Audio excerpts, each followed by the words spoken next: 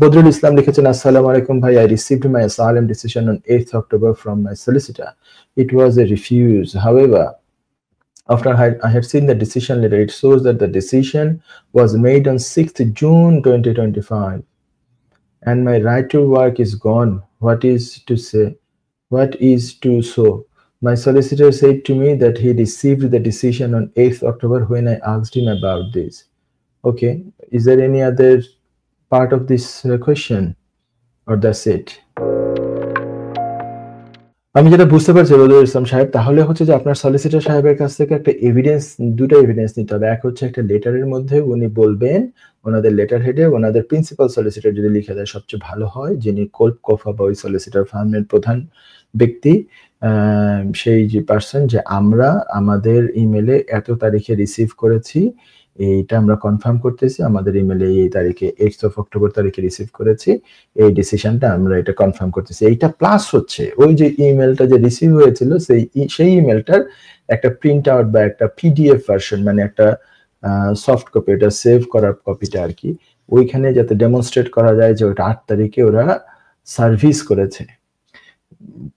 লেটারের মধ্যে ডেট হচ্ছে 6th of June 2025, কিন্তু সার্ভিস করেছে আপনি বলছেন 8th of October 2025, এবং সেই সাথে আপনার সলিসিটরের উচিত অবশ্য যে লেখা হোম অফিসকে, আমরা মাঝে মাঝে এরকম একটা দুটা ঘটনা, একটা অন্তত ঘটনায় ঘটেছে আমার মনে আছে, আমরা প্রোটেস্ট করেছি, সাথে সাথে হোম অফিসের সাথে যোগাযোগ করেছি যে তুমি আমাকে এই তারিখে ইমেল দিয়েছো, কিন্তু ইমেলের ভিতরে অ্যাটাচমেন্টের যে লেটার, ডিসিশন লেটার, সেটার ডেট হলো ওই তারিখে, কিন্তু তুমি আমাকে ইমেল করেছো এই তারিখে।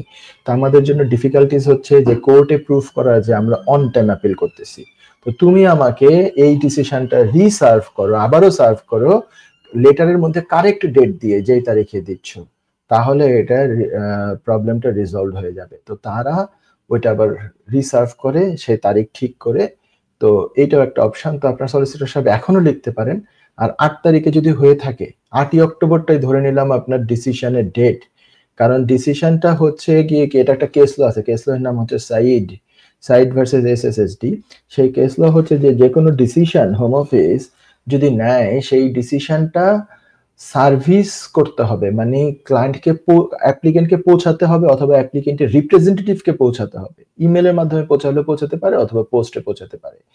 সেই পৌঁছানোর দিন থেকে এটা কার্যকর হিসাবে গণ্য হবে, এটা এফেক্টিভ হিসাবে গণ্য হবে। তো আপনার এই সিনারিওতে যদি সলিসিটর সাহেবের কথা সম্পূর্ণরূপে কারেক্ট হয়, সেটা হচ্ছে যে 8 তারিখে যদি হোম অফিস দিয়ে থাকে লেটার, তাহলে 8 তারিখ হচ্ছে ডেট অফ সার্ভিস, আপনাকে পৌঁছানো হলো। এই তারিখ থেকে আবার 14 দিনের ভিতরে আপনাকে আপিল করতে হবে। আপিলের সাথে কেন লেটারের মধ্যে হচ্ছে জুনের ডেট আর আপিল করা হচ্ছে এখন, সেইগুলো, ওই এভিডেন্স গুলো দিতে হবে। ওই যে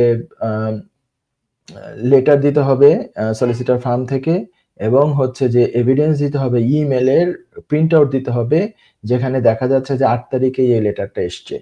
আর সেই সাথে পাশাপাশি লিখে রাখা ভালো এখনই হোম অফিসের কাছে যে তোমরা এটাকে অন টাইমের ডেট দিয়ে আমাদেরকে আবার রিসার্ভ করো। আর 8 তারিখ হলো 14 দিনের ভিতরে, 8 আর 14 22 তারিখ। আমি আশা করি আপনি অন্তত পক্ষে 22 অক্টোবরের ভিতরে অলরেডি আপিল আপনি লজ করেছেন। আপিল এই টাইমের মধ্যে যদি লজ না করেন, তাহলে কিন্তু আবার মানে আরো এক্সট্রা সমস্যার মধ্যে পড়ে যাবেন।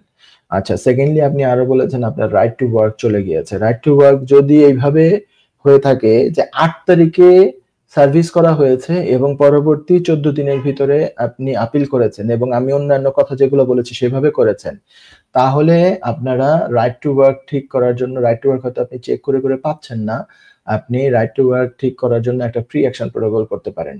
আপনার কোনো এক এমপ্লয়ার যদি ইসিএস চেক করে, সেই ইসিএস চেকের যে রিপোর্টে নেগেটিভ আসবে, নেগেটিভ আসার পরে সেটাকে চ্যালেঞ্জ করে আপনি প্রি অ্যাকশন প্রোটোকল করতে পারেন যে এই ঘটনায় যেটা এতক্ষণ আপনার সাথে ডিসকাশন করলাম, যে ডিসিশন সার্ভিসের ডেট হচ্ছে যেদিন আমাকে ডিসিশনটা পৌঁছানো হয়েছে, সেই তারিখটা হচ্ছে জুনে লেটার লিখে লিখুক, অসুবিধা নাই, কিন্তু ইমেল তো 8 তারিখে করেছে, অক্টোবরের 8 তারিখে।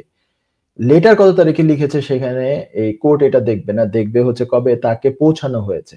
তো সেই হিসাবে আপনি যদি অন টাইম আপিল করেন তাহলে আপনার 3C লিভও কন্টিনিউ হবে এবং 3C লিভ কন্টিনিউ হওয়ার কারণে যদি আগে থেকে আপনার রাইট টু ওয়ার্ক থাকে 3C লিভের আন্ডারে আপনি থাকেন তাহলে রাইট টু ওয়ার্ক আপনি এখনো কন্টিনিউ করবেন। প্রি অ্যাকশন প্রোটোকল করলে সেটা ঠিক হয়ে আসবে, ওরা কনফার্ম করবে যে আপনি রাইট টু ওয়ার্ক আছে, আপনি 3C লিভও আছে। ঠিক আছে, এইভাবে করে এটা ডিল করতে পারেন। সলিসিটর সাহেবের সাথে ইমিডিয়েটলি আপনি আবার দেখা করেন এবং ওনাকে বলেন যে এইভাবে কি স্যার করবে, সরি স্যার না ভাই বলবেন, ঠিক আছে, কাউকে স্যার ইজ অনেক বড় শব্দ, ভাইই বলবেন আমাদেরকে সবাইকে। তো ভাই আপনি এটা করেছেন কিনা, কিংবা যদি মহিলা সলিসিটর হয় তাহলে বোন বলবেন। তো এটা বলে আপনি চেক করে দেখেন যে এটা করা হয়েছে কিনা। ঠিক আছে, থ্যাংক ইউ, আশা করি আপনি প্রশ্ন উত্তর পেয়ে গিয়েছেন। যুক্তরাজ্যের ভিজিটর ভিসা নিয়ে দুশ্চিন্তা? আপনার আত্মীয় বা বন্ধুর ইউকে ভিজিটর ভিসা রিফিউজড হয়েছে? আপনি কি জানেন হোম অফিসের এই সিদ্ধান্তের বিরুদ্ধে জুডিশিয়াল রিভিউ করা যেতে পারে? উইলডেন লিগ্যাল সলিসিটরস নিয়ে এলো ইউকে ভিজিটর ভিসা রিফিউজালের বিরুদ্ধে নো উইন নো ফি বেসিসে জুডিশিয়াল রিভিউ করার ব্যবস্থা। জি, ঠিকই শুনেছেন, নো উইন নো ফি। তার মানে আপনি আমাদের ফি শুধুমাত্র তখনই পে করবেন যখন আমরা আপনার জুডিশিয়াল রিভিউতে সফলতা এনে দিতে পারবো। আমাদের রয়েছে দীর্ঘদিনের অভিজ্ঞতা সম্পন্ন দক্ষ ইমিগ্রেশন সলিসিটার্স, যারা সর্বোচ্চ গুরুত্ব সহকারে আপনার জুডিশিয়াল রিভিউ পরিচালনা করবে। বিস্তারিত তথ্যের জন্য যোগাযোগ করুন 0207 423 9977। Wilden legal solicitors, your trusted law firm.